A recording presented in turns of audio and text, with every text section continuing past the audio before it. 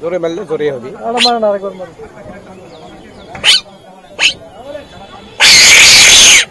আচ্ছা, এটা দেখি সাপ ভয় খায়? সাপকে ভয় খাবে, এটা টেকনিক, এটা অ্যাটেনশন সিক করা। আমি ম্যাজিক দেখাই, ওই যে গামছাটা মারছিলাম দেখছেন, হাত রুমাল কিছুই না, দেখা যাচ্ছে হাত রুমালটা লাসিচ্ছে, এই মাঝখান থেকে বাদ দিচ্ছে। আচ্ছা, একসঙ্গে মানে পরিবেশ তৈরি হচ্ছে। এই যে শিকল যেটা খুললেন সেটা, ওটাও ম্যাজিক, ওটা একটা ট্রিক আছে, কৌশল আছে। ম্যাজিক আসলেই কৌশল। আর কাকা নিজে করে লোক দেখে করছে, সমস্যা নেই। এই যে সাপকালাগুলো দেখাচ্ছেন, বিভিন্ন রকম ম্যাজিক দেখাচ্ছেন, খুবই সুন্দর। ম্যাজিকগুলো তো আসলে খুবই ভালো। ম্যাজিকগুলো না কি শিখতে হয়েছে, ম্যাজিকগুলো তো শিখতে হবে, হাউসটার ধরে ম্যাজিকগুলো শিখতে হবে। ম্যাজিকগুলো কত বছর হলো এই কাজ করেন? আমি তাও মনে করেন 45 বছর। 45 বছর। বাসা কোথায় আপনার? বাসা ধরেন কালু বগুড়ার মাঝখানে। কালু বগুড়ার মাঝখানে, মানে কি ওই যে কৈশোরের দিকে? কৈশোরের দিকে না, পরিচিত, কিন্তু আপনি চিনতে পারছেন না, এই হলে হিসাব। অনেক আগে থেকে গেলেন তো, হয়তো বা ওইদিকে গেছি কোনো সময়। আমরা তো সবসময় শহরের মধ্যেই থাকতাম, তার আশেপাশে। এগুলা বিষয়গুলো কি একটু কম? এগুলো কি খালি হাতের কৌশল?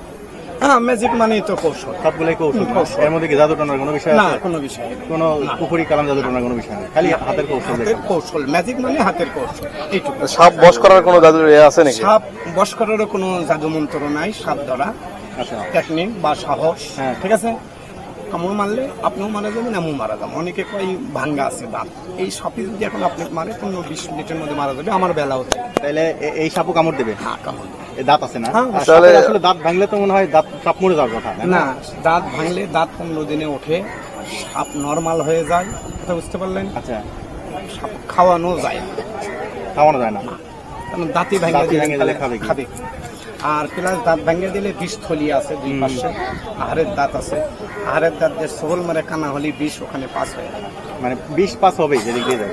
আবার কিছু কিছু সাপ দিকে আপনারা, আমরা যে ধরি হাত দিয়ে, মানে যে খেলার মধ্যে থেকে ধরি না মাঝে মাঝে, অনেক সাপ আছে এগুলো বিষ না, এগুলো ইন্ডিয়ান সাপ, ওপার থেকে আসে, টাকার বিনিময়ে সংগ্রহ। মানে ওগুলো দাঁত টাত সব ঠিকই আছে, কিন্তু কামড় টামড় দেয় না। কামড় দেয় না, মানে কামড়ও দেয়, দেখা যাচ্ছে বিষ নাই হয়। তাহলে আপনারা রিস্ক নিয়ে কাজ করেন? হ্যাঁ, রিস্ক নেই তো। মানে সাপ খেলা মানে জান কখন চলে যাবে এটা কোনো বলা যাবে, এটার কোনো নিরাপত্তা। তারপরেও তো আপনাদের একটা মানে টেকনিক বা অবশ্যই বাঘের মতো আপনি মুসলমান তো না? জি। নামাজ পড়েন? সময় নামাজ কালাম পড়া লাগে, বয়স তো অনেক হলো। অবশ্যই। কাকার ছেলে মেয়ে কয়জন? 2 মেয়ে 1 ছেলে। ঠিক আছে। আপনারা বৃষ্টি ছাড়াতে পারেন? আপনি ছাড়তে পারি মুখ দিয়ে চুষে। এটা কি আসলে বিষ ছাড়ানোর যে বিষয়টা, এটা কি আসলে মুখ দিয়ে চুষে করা সম্ভব? বিষ তো রক্তের সাথেই কালেকশন। ব্যাপারে এটি মানুষে অনেকে ভুল বোঝে, যখন রগের মধ্যে মারবি সেখন তার কোনো আমাদের মতো লোকের ভালো করার কোনো কায়দা কৌশল। আচ্ছা, ঠিক আছে। যখনই গোস্তর মধ্যে মারবি সেখনই বিষটা ছড়াতে টাইম লাগে। তো এই তাহলে মুখ দিয়ে চুষে কি আসলে বিষ তোলা যায়? এই তো গোস্তের বিষ তোলা যাবে, রক্তেরটা কখনো।